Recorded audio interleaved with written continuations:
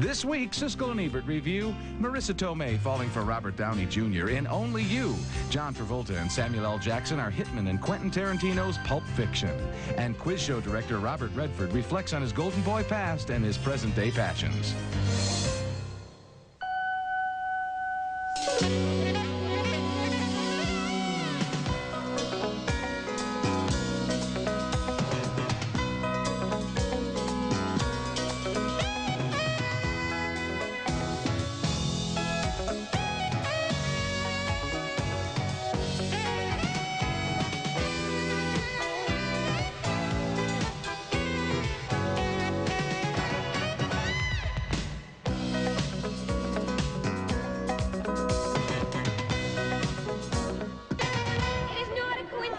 It's fate. I just want to get a look at him, that's all. The man I was supposed to marry is on that plane. Marissa Tomei follows her dream lover to Venice, and maybe he's Robert Downey Jr., or maybe he's not, in Only You, one of the new movies we'll be reviewing this week on Siskel and Ebert, along with William Hurt's latest, and also the grand prize winner from the Cannes Film Festival, plus a look at two very different and hot directors, one you may have heard of, Quentin Tarantino and Robert Redford. A special show this week. I'm Gene Siskel of the Chicago Tribune. And I'm Roger Ebert of the Chicago Sun-Times. Sometimes a movie comes along that reminds you of the glorious, silly romantic comedies of Hollywood's golden age. And Only You is a movie like that. It's light as fluff, it's utterly preposterous, and I enjoyed every minute of it, not least of all because of its stars. Marissa Tomei and Robert Downey Jr. have the kind of effortless grace in this movie that has always been necessary to make movies like this work. As the film opens, Tomei is about to be married, but both a fortune teller and a Ouija board have foretold that the man she should marry is named Damon Bradley. So when she discovers that a Damon Bradley is on the next plane to Venice, she drops everything to head for the airport. Get me out of this. All right, hold on. There's a million buttons. Shoot. Whoa, whoa. Okay, spin. No. Here's the meet cute where she runs into Downey. Taxi. You know what? I better come with you, okay? I speak a little Italian. I got a friend at the embassy. I'm gonna help you out, okay? Oh, this is a personal matter. What's his name? I'll look into it for you. If you It's very nice of you to offer. Why don't you just tell me his name? Damon Bradley. I'm Damon Bradley. You're... What? Oh! That's a first. But is he really Damon Bradley? I admit it, mea culpa. I just lied about one little thing. Oh, you call your identity one little thing? Get out of my way.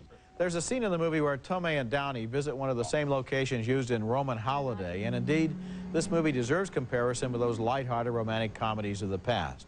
It's funny, it has great chemistry between the two leads, it has breathtaking locations. This is the kind of movie where people are going to be calling up movie critics and saying, where is that place? I want to go there next summer. And of course, you check your mind at the door when you go into this movie and just go along with the silliness. Director Norman Jewison, who handles slightly more serious romance in Moonstruck, is also a master of the comic kind, and Marissa Tomei is a great kisser. I like parts of this movie, Roger, and Marissa Tomei is one of them, and then the locations. There is no question that the hotel vacancy in Positano, Italy, is going to go way down. Oh, you better order early. I was thinking about that because I saw a preview of the picture. At the same time, I just couldn't accept part of this movie. I guess it's the plotting. I had trouble with Sleepless in Seattle.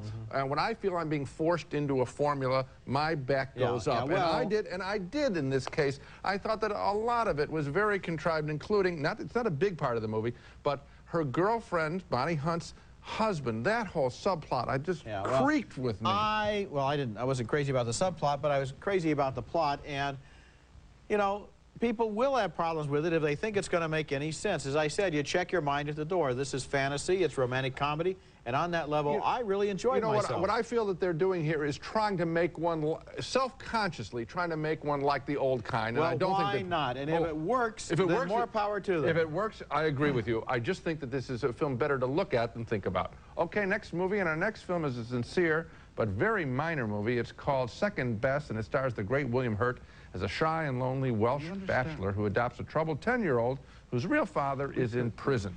We could think of it as a kind of partnership. I want a son, and you need a What I mean is you need somebody, some one person to care about you. Much to my surprise, I never really accepted Hurt in the role. Oh, he's got the clothes right, that grubby shell over the tweed coat. But I always thought I was looking at and hearing American William Hurt playing a Brit. The big tension in the film, will Hurt's character be good enough to gain permanent guardianship of the boy? And will the boy let him? Gee, I wonder. All I can say is, Jamie, unless you can speak to me, unless you say something, unless you can share something with me, I don't know. Now, maybe this film would not have been made without William Hurt's participation, but he doesn't help. I would have rather seen it with an authentic British actor in the lead, and I felt that way all throughout the picture. As it now plays, second best is a routine story of tough love with a great actor who sticks out like a sore American. It didn't bother me.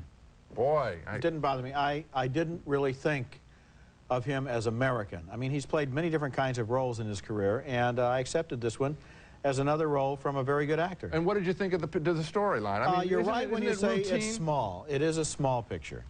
And I think, however, you probably would have liked it enough to give it thumbs up if it had a British actor in it. And that didn't bother me, and I do give it thumbs up. Roger, there were no surprises in this picture. It's a put-upon situation. It's not really about surprises. It's about relationships. It's about growth. It's about talking to each other. It's about stuff like that. Surprises would almost inevitably be contrived. It's a formula, sweet, noble movie. Okay, when we come back, Quentin Tarantino's much-awaited Pulp Fiction. I'm gonna go to the bathroom and powder my nose. You sit here and think of something to say. I'll do that. In past commercials, we've shown you how the Nissan Altima is smooth enough to pass the infamous Lexus glass test. We've shown you how quiet its cabin is, how it's built precisely enough to pass the ball bearing test, and how the Altima can outhandle an Acura Legend LS. What else is there? Except to once again show you our logo and this remarkable offer of just $750 down and $239 a month. My lord, the killer was eating cookies. Quite right. But my client doesn't eat cookies. She eats fat-free Newtons. Case dismissed. A cookie is just a cookie, but fat-free Newtons are fruit and cake. Moist, chewy apple and cake. Raspberry and cake. Cranberry and cake. Don't you hurt him! Nobody's gonna hurt anybody. We're all gonna be like three little Fonzies here. And what's Fonzie like? Come on, Yolanda, what's Fonzie like? Cool. What? Cool. Correctamundo. And that's what we're gonna be. We're gonna be cool. That showdown interrupts a stick-up in a scene from Pulp Fiction, Quentin Tarantino's amazingly entertaining, outrageous, challenging, bizarre new movie. This is filmmaking of a high order, a movie that walks a narrative tightrope so complicated and convoluted that unless you really stop to figure it out, the movie seems to double back on itself. It's a group of interconnected stories involving assorted lowlives on the fringes of Los Angeles, including in this scene a hitman played by John Travolta, who was assigned to take a gangster's wife out to dinner in a restaurant that could only be in Los Angeles. She's played by Uma Thurman. Why do we feel it's necessary to yak about bull in order to be comfortable? I don't know. That's a good question. That's when you know you found somebody really special. And you can just shut the up for a minute, comfortably share silence. Well, I don't think we're quite there yet, but don't feel bad. We just met each other. Meanwhile, another thread follows a boxer played by Bruce Willis, who's won a fight he was supposed to lose and is in great danger when he runs into the last man on earth he wants to see. It's good to see you. I must go. I know I'm a good run.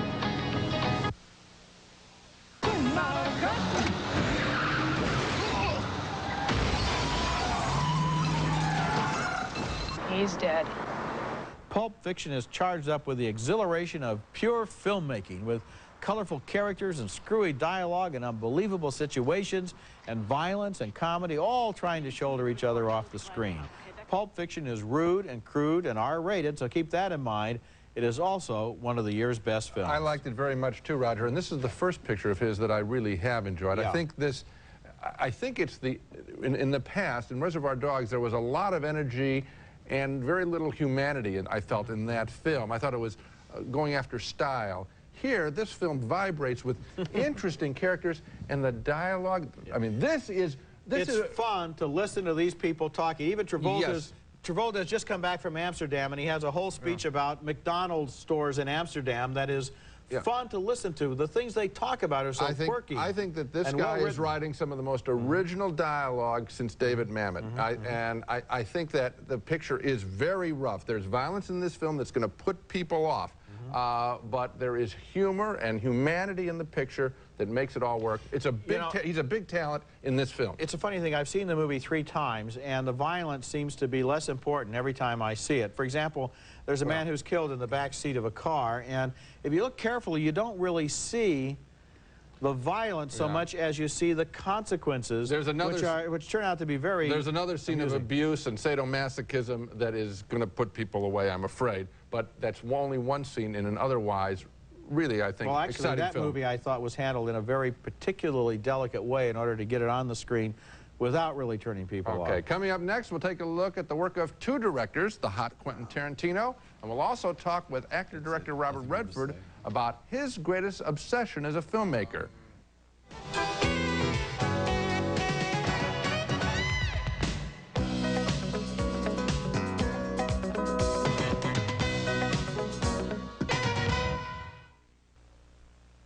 Along with Pulp Fiction's Quentin Tarantino, Robert Redford is one of the directors of the moment with his latest fine piece of work, Quiz Show, one of the year's best films. It's a movie that continues the greatest theme in his acting and directing career, the beautiful image and brittle reality of the white Anglo-Saxon Protestant ideal man in American life. Redford won an Oscar 14 years ago for directing Ordinary People, a scathing indictment of cold wasp parents. It's really important to try to hurt me, isn't it? Don't you have that backwards? Oh? And how do I hurt you? An odd first film from Redford? Not really, because Redford, ever since starring a quarter-century ago in Downhill Racer and The Great Gatsby, has consistently deconstructed the myth of the wasp ideal, showing the emptiness and fear that can often lurk beneath the gorgeous exterior. Why didn't you wait for me? Because rich girls don't marry poor boys, Jay Gatsby. In Quiz Show, the wasp ideal is Charles Van Dorn, part of a New England Brahmin literary elite family who cheats on a TV quiz program to achieve the kind of fame that can top that of his poet father. Jesus, Dick, if someone offered you all this money to be on some rigged quiz show, instant fame, the works, would you do it? No. Why are you drawn to exposing the underbelly of the wasp culture in America? More power to you, but why are you drawn to it? I think because I can speak a little bit from reference, you know, personal reference, having been label one most of my life, having grown up in an environment that was then in later times labeled kind of the WASP center of the universe, and having very mixed feelings about all that, having very mixed feelings about being considered one and what that meant, what the connotations were, and both correct perceptions and misperceptions. So it fascinated me. What's the truth of the matter, as you see it? What's true is that, at least for a long period of time, I don't know about today, but for a great period of our history, I think the WASP did have a certain degree of entitlement. And what about that entitlement? What did it allow you to do, and what did it allow you to get away with? And what did it allow you to miss in terms of life's experience? Now, coming from you, audiences might be a little shocked because I don't know that you're anyone's hero, but you are an icon. And yet, if you look at your movies, almost all the time, you're undercutting your character. I'm always interested in the feet of clay concept, you know. And as to why that is, I don't know. Maybe it has to do with, you know, there may be some need to get to the truth of how things really are, having to do with how I was brought up and what legacies I was getting. Can you tell me about that? Because I remember a story you told me a long time ago where you actually met Richard Nixon. You were a young guy, you'd won some award? They were passing out these awards to like hundreds of kids. And really The awards weren't that big a deal. It was all to promote Boys Week. It was a frighteningly hollow experience. And that's all that went down. I didn't even know who he was. He was something having to do with something official. I didn't know what even senator meant. I just knew you were supposed to respect that, okay? So you tie that together with the kind of legacy that says it doesn't matter whether you win or lose, but how you play the game, and to find out rudely how untrue that was. And that it was very much whether you won or lost. Those legacies that turned out to be not true leave you feeling a bit ripped off. Boy, you really don't like people in power, do you? Well, Look at that. I've had trouble with it most of my life. Robert Redford, to be sure, he's a classic leading man, but there aren't too many leading men in American film history who have taken the men they play to task so boldly. I admire both Quiz Show and the thoughtful career choices of Robert Redford. Okay, when we come back, a look at Quentin Tarantino, who is at the center of a group of aggressive young filmmakers making a name for themselves right now in Hollywood. Earlier on the program, I said Quentin Tarantino's Pulp Fiction was one of the year's best films, and so it is.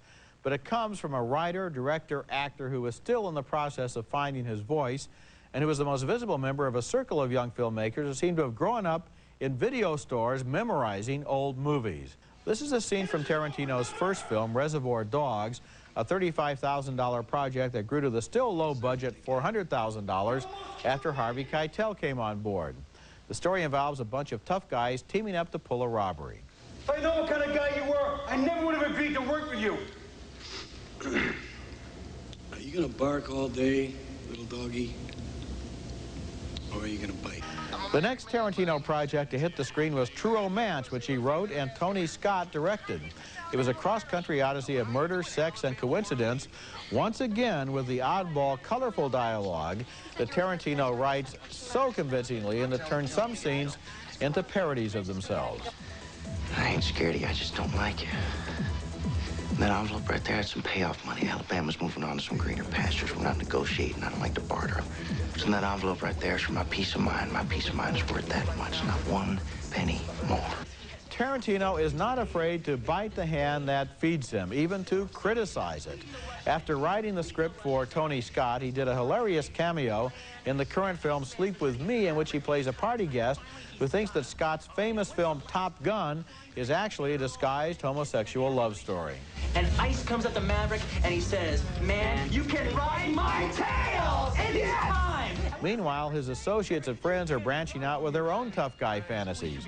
Roger Avery, who collaborated on Pulp Fiction, made the recent Killing Zoe, which Tarantino co-produced. Like True Romance, it began with the hero meeting a hooker who was really a nice girl. And like Reservoir Dogs, it was about a group of tough guys getting together to pull a job. Moses told me you're in town for business. What kind of business?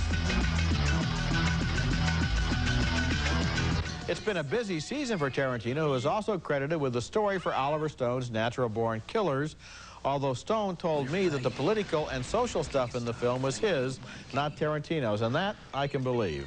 And now comes Pulp Fiction, which won the grand prize at Cannes this year. Not bad for a guy who is still only 31. How many up there? 3 or 4. That's counting our guy? Not sure. So that means it could be up to 5 guys up there? It's possible. We should have shotguns. The word I associate most easily with Quentin Tarantino is energy. I've met him several times, and I've always found him bursting with enthusiasm. He's so happy to be making movies, he's like a kid in a candy store. His movies don't seem to have much experience of ordinary life. His characters aren't particularly three-dimensional. They do indeed seem to be straight out of Pulp Fiction, but it's not the people he's interested in, it's the movie images they can populate. Hitchcock used to claim that his movies were about one thing only, and that was manipulating the audience. So far, that could also be said of Tarantino. But when he's on, it sure is fun. Well, I think the writing is maybe even better than you're giving him credit for. I think it's not just that it's all a joke. I think some of the writing is, at least I feel now finally, in the first film of his that I like, this current picture, Pulp Fiction, is that there is some humanity in the writing. What his associates have to be careful of, and we saw it with Killing Zoe, is just stunt work. Physical violence, stunt work, offbeat stuff for offbeat's sake. That's where he and his followers can get in trouble. Coming up next, our video pick of the week, A Better Love Story Than Only You, also starring Marissa Tomei. Orville Redenbacher created a new bag so more of his big, fluffy, irresistible butterfly kernels could pop than ever before. How much more?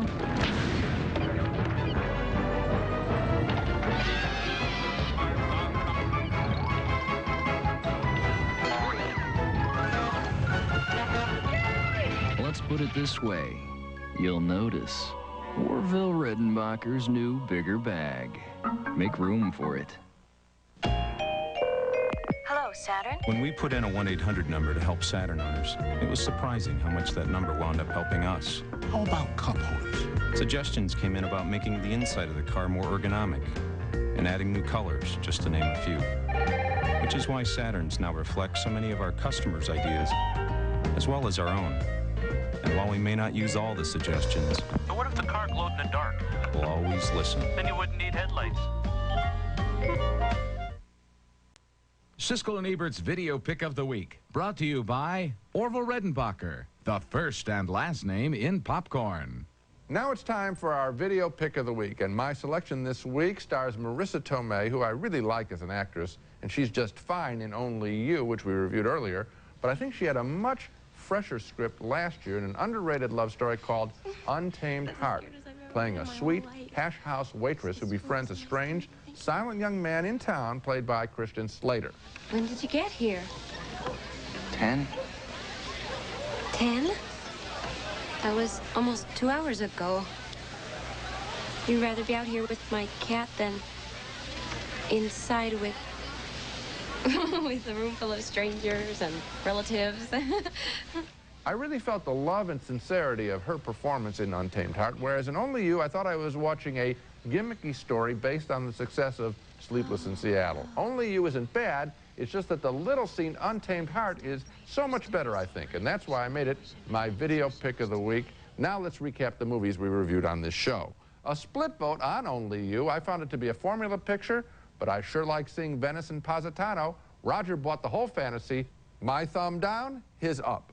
A split vote on second best, the William Hurt adoption drama. I didn't accept Hurt as a Welshman. I thought the story was standard. Roger liked it. Again, my thumb down, his up. But we both like Quentin Tarantino's wickedly funny and moving Pulp Fiction, a wild ride through the lives of violent little boys lost.